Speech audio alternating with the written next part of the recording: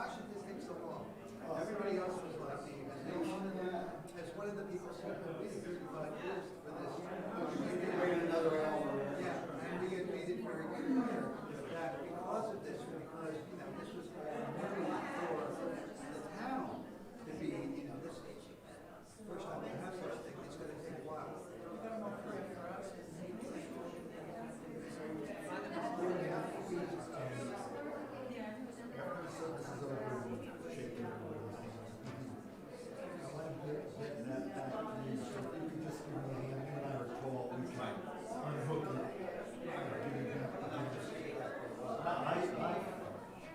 The piece that's inside it, I'll take back.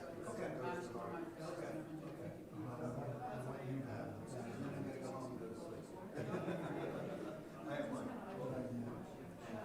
This looks so beautiful, this came out so came out great. Judy said we should have that kind of color up there all the time. Works for me.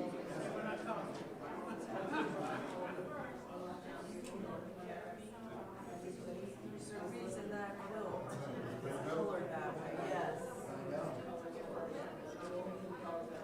And there.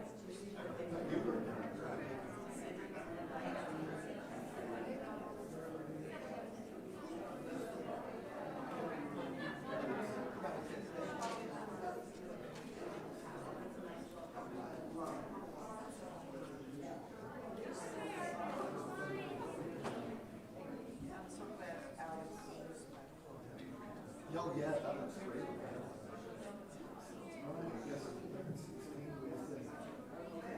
Has anybody ring the bell? No, the bell was. Bell was on it? Now, I think they need to ring the bell. You want to ring, I'll ring the bell. There it goes. Give him another comment.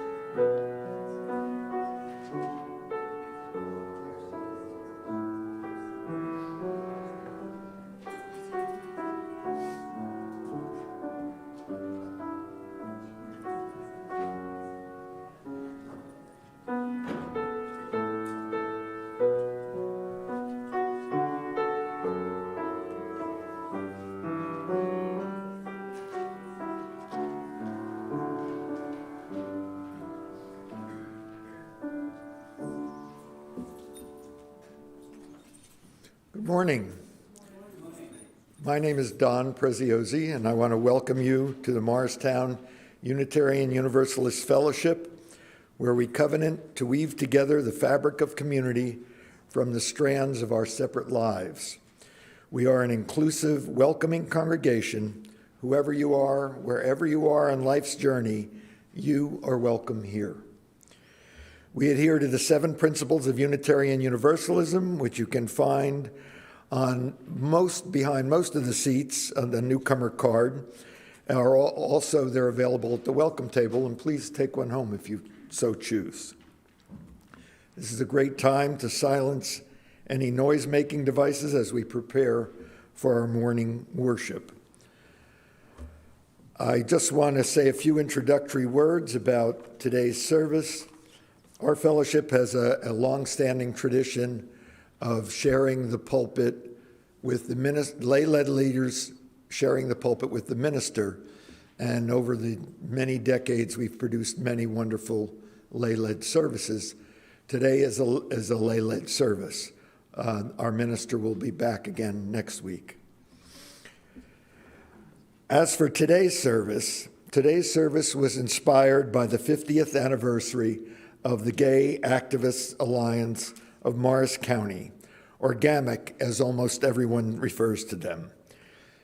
This is particularly significant to our fellowship because for their entire time, we have been the home of GAMAC. Gordon Sauer, a longtime member of GAMIC and the current president, will be telling us more about that during the service. I also want to say that Sarah Matsushima, who grew up at the fellowship, recorded the music you will hear during the offertory, especially for this service. And one additional thing I want to mention is that although Judy Romano is listed in the order of service, Judy is not able to be with us here today because of some recent medical setbacks. However, we were able to visit her earlier in the week and record her reflection. So you will see Judy giving her reflection. Now for the chalice lighting.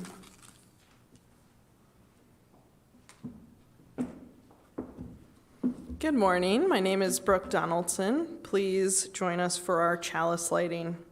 Love is the spirit of this fellowship, and service is its law. This is our great covenant, to dwell together in peace, to seek the truth in love, and to help one another. I will also be sharing the Time for All Ages. Today, this is a book written by John Oliver called A Day in the Life of Marlon Bundo.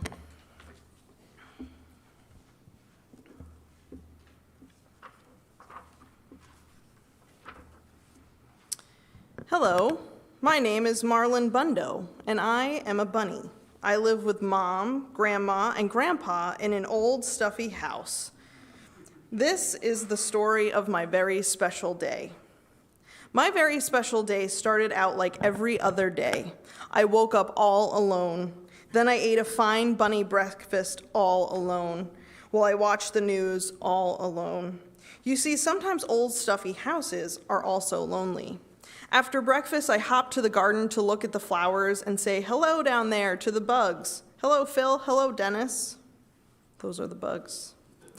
That is when I saw him. He was a big, fluffy bunny with the floppiest floppy ears and the bushiest bushy tail. He was bunny beautiful. I was standing still, but being near him made me feel like my heart was still hopping. My name is Marlon, I said, but my family calls me Botus. It's short for Bunny of the United States. It's a long story. My name is Wesley, and my family calls me Wesley, said Wesley. Wesley and I hopped together all around the garden. We hopped over daisies, we hopped over tiny carrots that weren't ready to grow up and be lunches yet. We hopped over Phil and Dennis. Once we had hopped through every part of the garden, we didn't want to stop hopping, so we hopped right inside the old stuffy house. We hopped up and down the creaky stairs and made beautiful creaky stair music together. We hopped through the kitchen and maybe left a few bunny prints. We hopped through very boring meetings with very boring people. It was a very good hop. It was the best hop. And I realized something. When I hopped with Wesley, my old stuffy house didn't feel lonely anymore. At the end of our hop, I said, Wesley, I don't want to hop with anyone else and without you ever again. And Wesley said, that's funny because I never want to hop without you, Marlon Bundo, ever again. And we both said, we will get married and hop together forever. Hello, everyone, we said to all the animals in the garden. Hello, Phil and Dennis, the bugs, and Pumpernickel, who is a badger, and Scooter, who is a turtle, and Dill Prickle, who is a hedgehog, and Mr. Paws, who is a very good dog. Hello, all of you. We are getting married so we can hop together forever. Hooray, said Phil and Dennis the bugs, and Pumpernickel, who is a badger, and Scooter, who is a turtle, and Dill Prickle, who is a hedgehog, and Mr. Paws, who is a very good dog. Hooray, said all of our friends, because that's what friends say. Wait, said a very scary voice, you can't get married. We looked around and we saw the scary voice was coming from the stink bug. Let me tell you a little bit about the stink bug. The stink bug was in charge. He was important. None of the other animals could quite work out why he was in charge or how he was important, but he was. And that meant he made the rules. That meant all the animals listened to him even though he was, and this is very true, very stinky. Boy bunnies don't marry boy bunnies, said the stink bug. Boy bunnies have to marry girl bunnies. But this is the bunny I love, says Wesley. And this is the bunny I love, said me, Marlon Bundo. Just being next to Wesley made me a little braver. Too bad, said the stink bug. I am the stinkiest and I am important. I am the stinkiest and I am in charge. Boy bunnies marry girl bunnies marry boy bunnies. This is the way it has always been. You are different and different is bad. The other animals whispered nervously among themselves. Pumpernickel, who is a badger, came forward. I'm different too, he said. I eat my sandwiches crust first. I'm different too, said Dill Prickle, who is a hedgehog. I read the ends of books before I read the beginnings, just to make sure they're not too sad for me. I'm different too, said Mr. Paws, who is a very good dog. Sometimes I sniff butts and I don't know why. Everyone is different, and different is not bad, said Scooter, who is a turtle. Different is special. Wait, said Mr. Paws, who's a very good dog and also a very smart dog. Wait a minute, we get to decide who is in charge. We get to decide who's important. We can vote. And on this very special day, all the animals voted on who they wanted to have in charge. They chose not the stink bug. Hooray, said me, Marlon Bundo. Hooray, said Wesley. Hooray, said all of our friends, because that's what friends say. No, boomed the stink bug. Boy bunnies can't marry boy bunnies. You are not in charge. So Wesley and I got married. We had 2 handsome groom otters named Muffins and Cubby, and a flower mouse named Hiccup. We ate and drank and danced the hokey pokey. Dill Prickle was especially good. And the ceremony was performed by a cat named Pajamas, who brought her wife as a date. After we ate and drank and danced, we went home together. We have to get some sleep, Marlon. Tomorrow we leave on our bunny moon. Because it doesn't matter if you love a girl bunny or a boy bunny, or eat your sandwich backward or forward. Stink bugs are temporary. Love is forever. Please join us for our hymn, number 318, We Would Be One.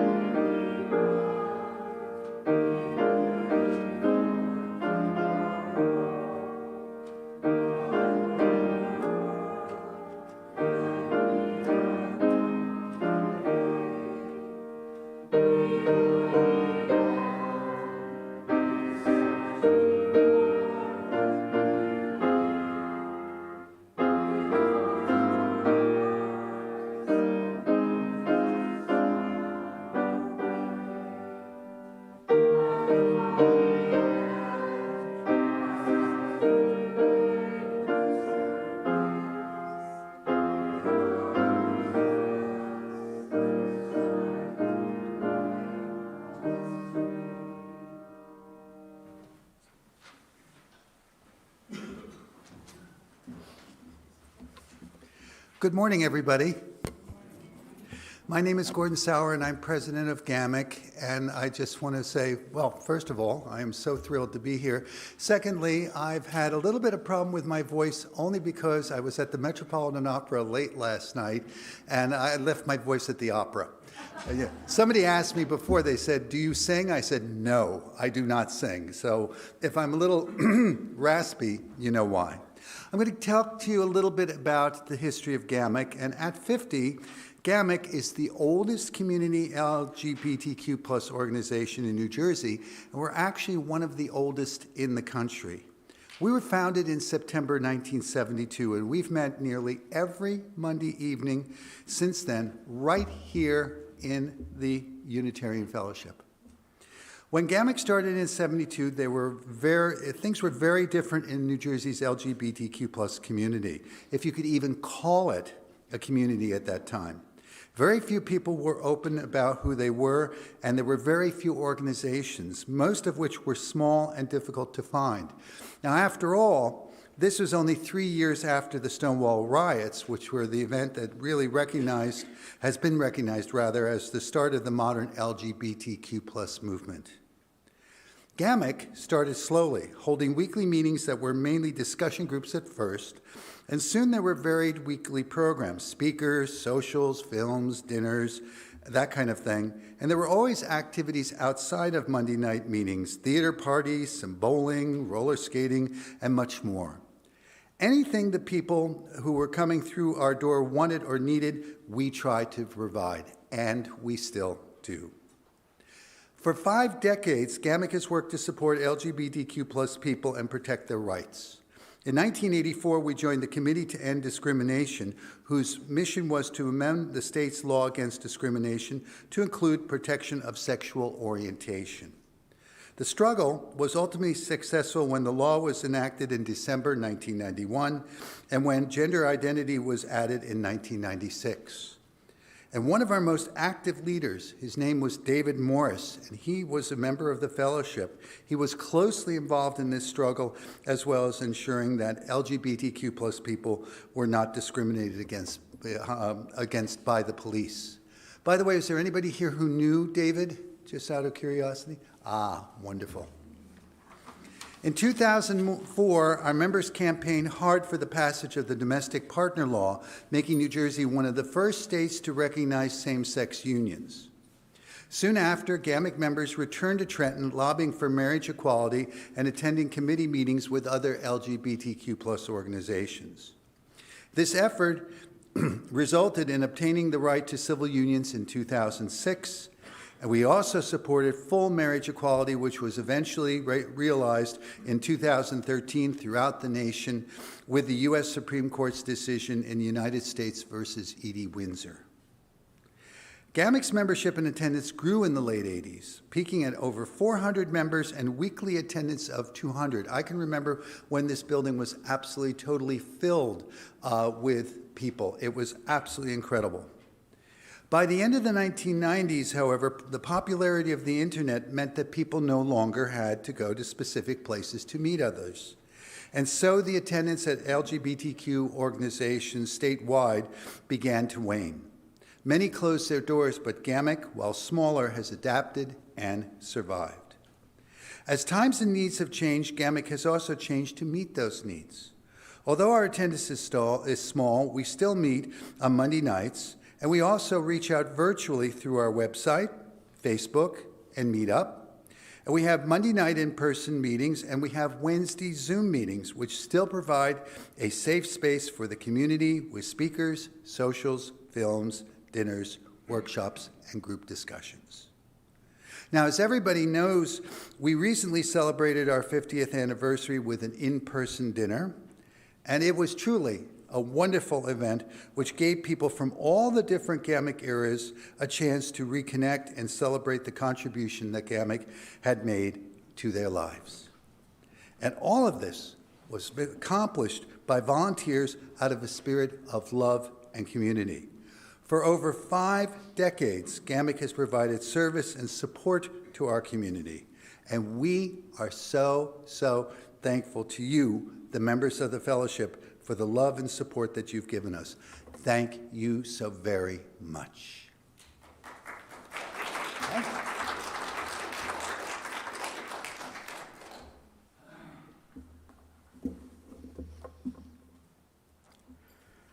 When my wife and I lived in the city, we had gay coworkers, neighbors, and many gay friends. But in 1984, when we moved here, apparently there were no gay people in New Jersey. When I joined the fellowship in 1986, I discovered otherwise. On Monday nights, seemingly hundreds of gay people took over our building. I was pleasantly surprised to learn that MUUF had been providing this safe haven for GAMIC since 1972, despite Morris Township opposition in the very beginning. In 1988, our minister, Paul Ratzlaff, on a suggestion from a gay member, offered to start a discussion group with interested members of GAMIC and gay and straight members of our community. We met monthly to discuss our histories, gay-straight relations, and homophobia. We called ourselves Mixed Company. And we became activists by offering informative books to every library in Morris County, contributing to the AIDS Quilt Project, and marching as Mixed Company in the 1990 New York City Gay Pride Parade, which was quite an event for us. And we also marched in the first Gay Pride Parade in New Jersey. And in addition, we had lots of fun partying, picnicking, and attending each other's events.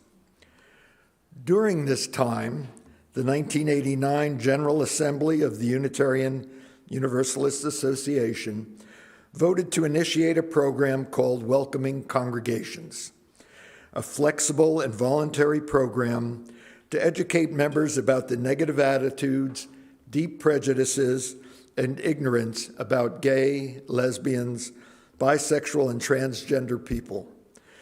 This minority has traditionally been excluded from, misrepresented, and discriminated against by society at large and most religious institutions. The Welcoming Congregation program was offered for congregations that wanted to become more inclusive. This seemed like a perfect opportunity for MUUF because, although GAMIC met here, on Sunday mornings for gay members of our congregation, don't ask, don't tell was the norm. Mixed Company and others from MUUF formed a committee to implement the requirements for becoming an official welcoming congregation. These included educational workshops, speakers at MUUF and GAMIC, Sunday programs, bylaw changes, outreach, and recognition and celebration of gay lives. Although this was a big project, our committee felt confident that if we fulfilled the requirements, we would easily achieve the necessary congregational approval. Unfortunately, there was a very small but very vocal group that was dead set against this. However, more troubling was a survey we did that showed that almost half the congregation didn't think this was necessary because MUUF already welcomed everyone. What they didn't realize was that saying you welcome everyone is not the same as making everyone feel welcome. With my naive enthusiasm as a recent convert to Unitarian Universalism, I felt disillusioned by any resistance. I had been enthusiastic about Unitarian Universalism precisely because of its strong record of taking the right stand on the moral and ethical issues that have confronted our society over the last 2 centuries. Yet my own congregation was in conflict over what seemed to me like absolutely the right thing to do. We needed to make it very clear to both the wider gay and straight community where we stood on this important social issue, and that we could help counter the prevailing attitudes of most mainstream religions. 2.5 years after we started, our committee pushed for a congregational vote. By now, we knew it would easily pass, but our minister was reluctant to proceed until we had virtually unanimous support. We convinced our board that not voting was creating more dissension than a vote would. I'm happy to say that more than 95% voted in favor of declaring Morristown Unitarian Fellowship a welcoming congregation. We became the 11th congregation in the country to achieve this recognition. We did lose some members, but we did the right thing. And we continued on this path during the ministry of Allison Miller by standing on the side of love and becoming known locally for the leadership we have taken on many social issues. Today, UU ministers and congregations everywhere are in the forefront of celebrating gay marriages, ordaining gay ministers, and publicly supporting our LGBTQ brothers and sisters. I am proud to be a UU.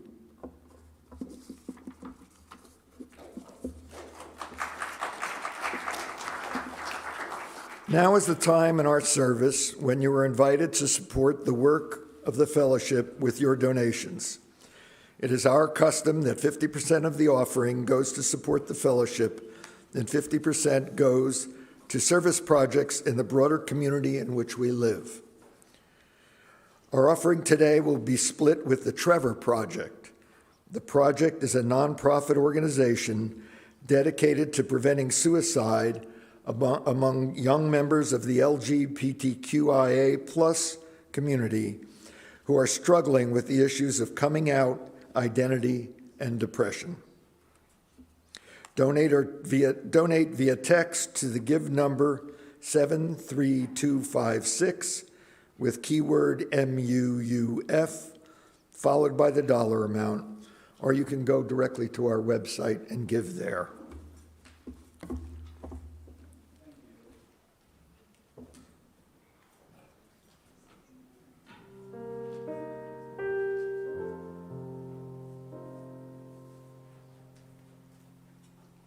When all the world is a hopeless jumble and the raindrops tumble all around,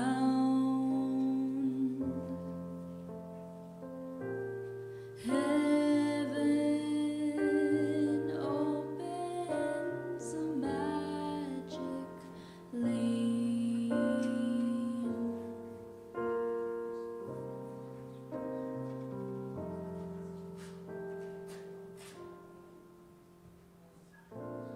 When all the clouds darken up the skyway, there's a rainbow highway to be found,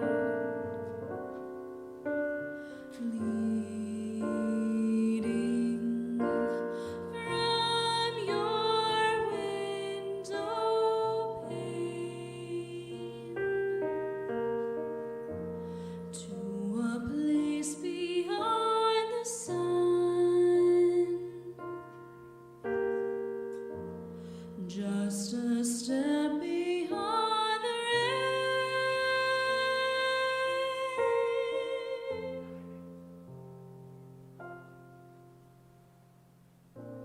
Somewhere over the rainbow, way up high, there's a land that I heard of once in a lullaby.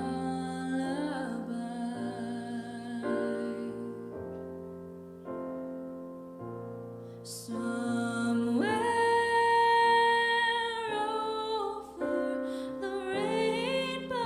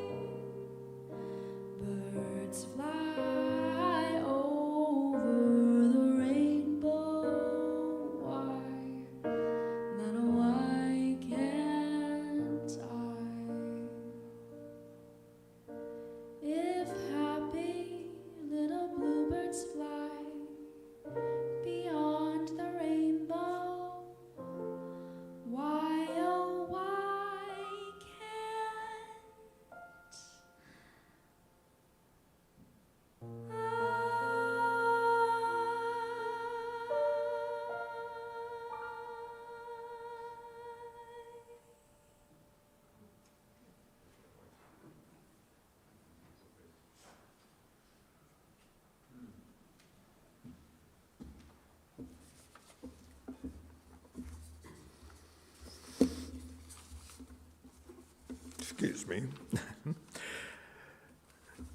Now is the time in our service when we acknowledge any milestones and passages of meaningful events in people's life.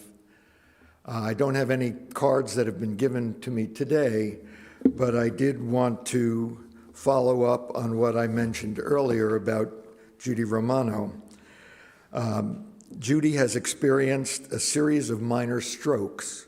She spent several days in the hospital and is now home, but is still undergoing tests to find the cause of these strokes. And I'm sure Judy is watching with us today, so let's keep our thoughts and prayers focused on Judy. You will see her reflection. In the meantime, there are members of our congregation that may not want to have joys or concerns expressed publicly, but we know that there are people that probably are experiencing grief or illness or even celebrating. And so we should keep all of those people in our thoughts also. And so just take a moment of silence to think about those who maybe could use our help or a phone call.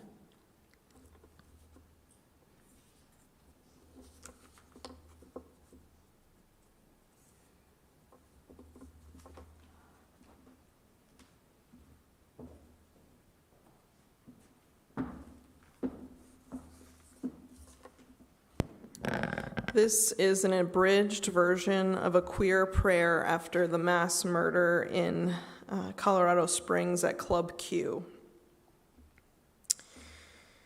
by Reverend Ashley Horan. To our beloved trans and queer family, if your heart is broken, we weep with you.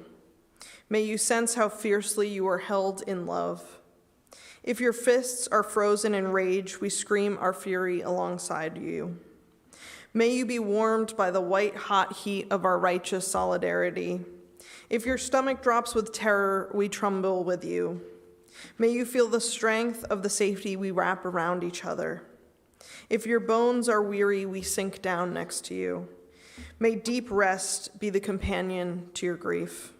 And beloveds, remember, even on the todays, the mornings when mourning our dead and fearing for our lives is the metallic aftertaste on our tongues, we still dance because the surging electric life force that loved us into being and that pulses through our veins is too powerful to stay inert and unmoving. How could we be still? We still sing because the defiant hymns of our ancestors reverberate in the tiniest interstices between our cells. How can we keep from singing? We still congregate because, like root systems and constellations and watersheds, the molecules of our being only make sense when we are intertwined and inseparable and powerfully free in our interdependence. How could we do other than to claim and choose each other every day? We dance our resistance, we sing our belovedness, we gather each other up, and we do not let go. As is our vow today and all days, we will mourn the dead and fight like hell for the living. And all the while, we will repeat this truth till it is lodged in our bones and undisputed anywhere. We were meant for life, for abundance, for freedom. We were made for joy.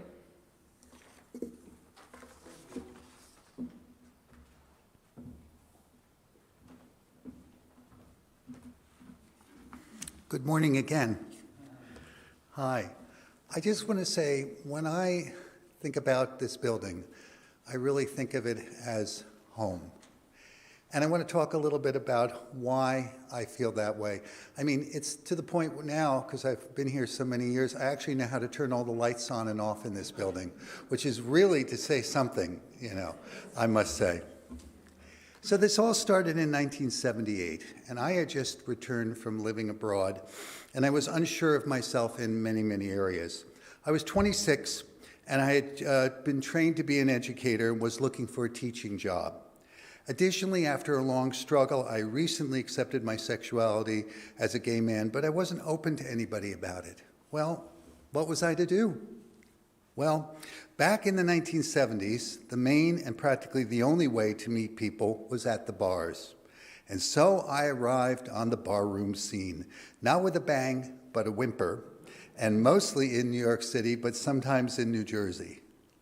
And although I did meet people and make a couple of friends, I really wanted something more. And then it happened. I got a call one day from a friend in Philadelphia saying that she was going to a gay picnic in northern New Jersey and asked if I could join her. And I said, sure. And so I went. And I can still remember being totally shocked to find over 300 people there. This is one of the first times I'd been with such a group, and to be with such a large group was absolutely unbelievable.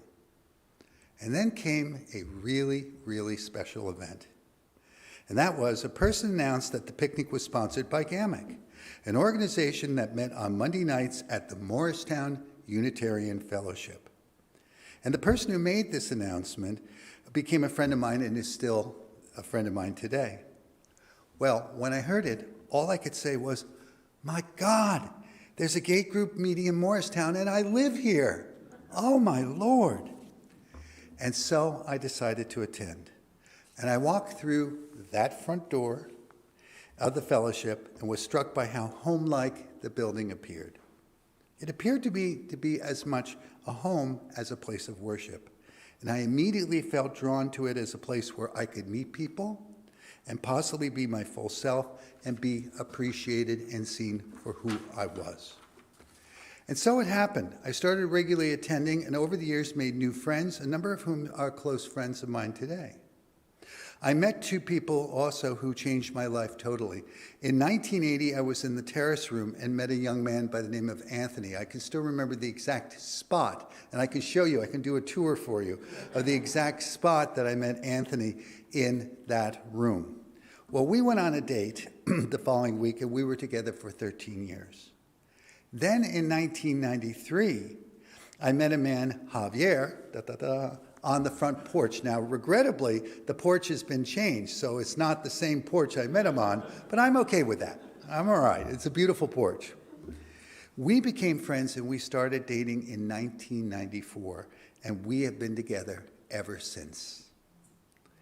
And then there are friends whom I've met in this building, a number of whom I've known for 40 years. A wonderful person by the name of Jim, Randy, Mickey, who was one of the founders of GAMIC, and David, who unfortunately is no longer with us. How many of you knew David during the time of the fellowship? Oh, a couple of you definitely did, you know. Well, and then also they're the folks who are here today, just to name a few. And this wonderful building, I have to say, has provided me with so much in my life. Love, family, friends, safety, support, and understanding, just to name a few things. Indeed, walking through that front door changed my life, and I want to thank you for making this possible. Because of GAMIC and the fellowship, my life has fundamentally changed for over 42 years, and I so look forward to what adventures will be coming next when I walk through that door. Thank you very much.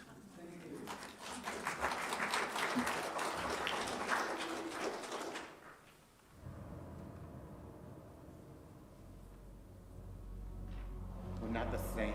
We don't all wear uniforms that makes us the same.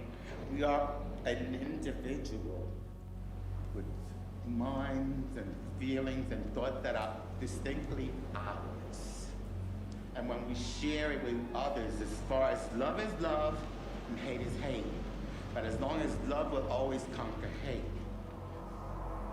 And most women of color, trans women of color, I felt safer much more back then than I do today. You know, they're wasting their minds by all this hatred and all this negative energy when there's so much beauty out there. Just being accepted, not tolerated, accepted. I'm here. I'm not going no place. We've always been here. This clip from the documentary titled Pieces of Us is an interview with Victoria Cruz, a gay rights icon, recipient of an award for advocacy, and a survivor of Stonewall and some severe beatings. How is it that a woman who has experienced such tragedies in the past feels less safe now? After all, haven't there been advances made in civil rights for the LGBT plus community? Looking for answers, I decided to revisit the many interactions I have had with this community over my 75 years. Today I would like to tell you about two relationships that stood out. At first sight, my 2.5-year-old cousin claimed this newborn as his baby. That began a lifelong yin-yang relationship. Together our two halves made one whole. Unfortunately, this ended when my cousin died of pneumonia at 59.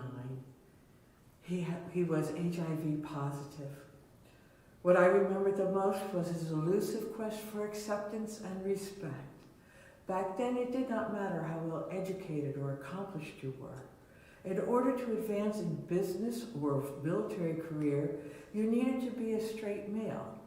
Having a beard, which is slang for a female decoy, did nothing to alleviate the fear of being outed and having a career sidelined, if not completely destroyed. What makes today less safe? Several weeks ago, I heard the phrase normalization of hate in a discussion about violence in our society. It seems to me that this is hardly a new idea.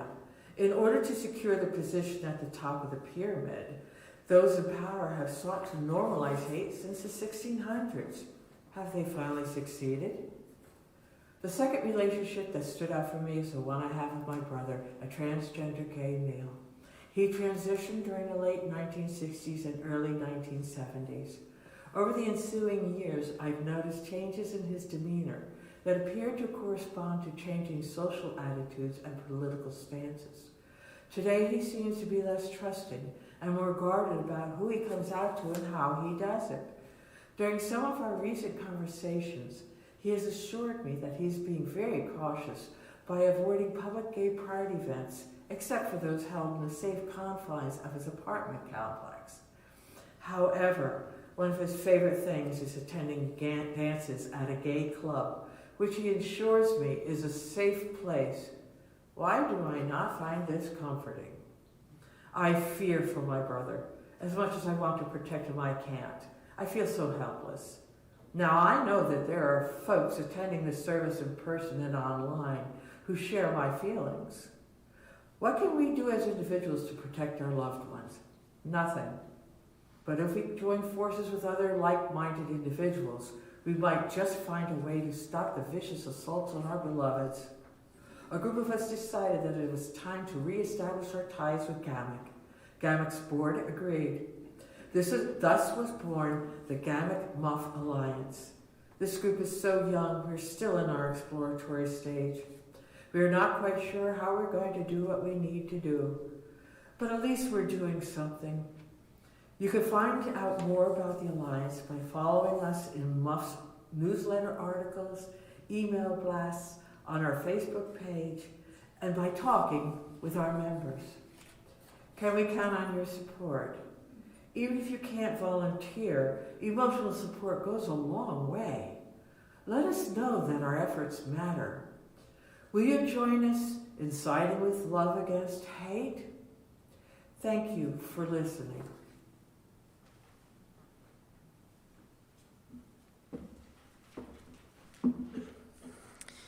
I have been coming to the fellowship for over 10 years now. I started attending when I was 21 years old, and my main purpose was to meet young people. I had started my first post-college career, but I'd moved back home to pay off the student loans that I accrued. And at the time, most of my coworkers were in their 40s.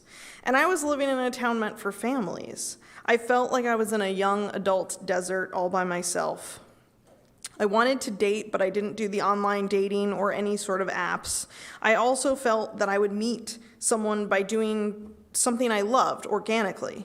I felt like I would meet a person with common interests and shared passions.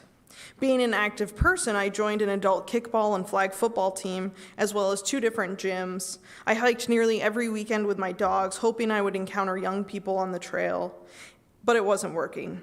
So I thought I might need a different approach. I thought to myself, I'll try to find someone who is also social justice minded, someone who cares about diversity and works towards equity. I knew about Unitarian Universalism, and so I did my first exploration of MUUF, and I decided to attend on the incoming Sunday in 2012 for selfish reasons, to meet young people. Well, the first two people I met were Joe Erhane and Susan Oxman, who were absolutely lovely, and I look back at those interactions fondly, but respectfully, they had officially aged out of the young adult parameters. Anyway, a little while after my first visit to the fellowship, my love life did indeed get a boost when I met a very nice guy. I dated that man for more than 2 years, but I didn't feel like we were growing together. So I ended the relationship in March 2016, but I'd been tied up in that relationship for a little over 2 years, and so when we parted and I had some time to myself, I pledged that I was going to date a lot of guys before committing to one. I was single and I was ready to mingle. I was definitely not looking for love. And many of you might be confused right now. So was I. 52 days after that breakup, I met Candace. Spoiler alert, now my wife, for the very first time. I can't say that it was love at first sight because I wasn't gay. I had never dated a woman or even been interested in one before. But the more time I spent with her, the more attracted to her I became. I was smitten with how she walked, her cute Canadian accent, how jovial she was, how she hated peppers and loved cheap beers. I was so confused. I kept telling myself, I am not gay. I didn't want to be different. I didn't want my identity to change. I did not want to come out to myself. Over the next year, I felt tortured by this realization and my desire to not be gay. I went to 2 different therapists. One said she couldn't help me with this issue, but she could refer me to someone else. Another one asked me, aren't you a little too old to be gay, to be realizing that you're gay? I was 26 at the time. I can't fully explain to you how terribly lonely that period of my life was. I eventually told 2 people what I was struggling with. MUUF members, Mindy and Jana, supported me and helped me immeasurably. Mindy had said in the beginning, it's really, really hard to come out. It's harder to come out to friends and family than strangers. But once you come out to someone, you never have to do that again. And slowly your web of people who know that you're gay grows little by little. And then eventually one day, you won't mind coming out because you'll come out nearly every day of your life. And that's true. I knew that I had a safe space here at the fellowship, and it was the first place that I felt like I had sanctuary when I was struggling with the discovery of my true self. I felt like these people wouldn't care if I reintroduced myself as a queer person. I knew it wouldn't change how these people felt about me. I knew I would still be welcome here. During the year of struggling with my identity, Candace and I remained good friends, but I told her repeatedly that I was not gay. I was just and only attracted to her, and so it was a fluke and it was not real, and I'm not sure why I felt this way. But Candace, being stubborn, pared away at me. Eventually, I realized I wanted her in my life, and I had to allow myself to accept myself as gay. And I only did that because I had so many people around me that already had accepted me. I started the process of coming out, and I started the process right here at MUUF. I wasn't afraid to bring Candace to services or to events. It was a place where we could be and where we could be together. I started using the fellowship as a place to practice coming out. It was the first place that I shared this most intimate and vulnerable detail about myself. I could introduce Candace as my girlfriend, and it wasn't questioned, interrogated, or I wasn't made to feel unwelcome. Rather, I felt seen and validated. It was because of this intrinsically welcoming and supportive environment that you all knew about Candace before some of my closest friends and family. This community allowed me to develop and grow then, and even still today. Even though I first arrived as a somewhat established 20-something, I was given the space to grow, change, reflect, and learn about myself, not with judgment, but with love. I am eternally grateful to all of you that graced me with that community of love. Thank you. Please join us for our hymn 1014, Answering the Call of Love.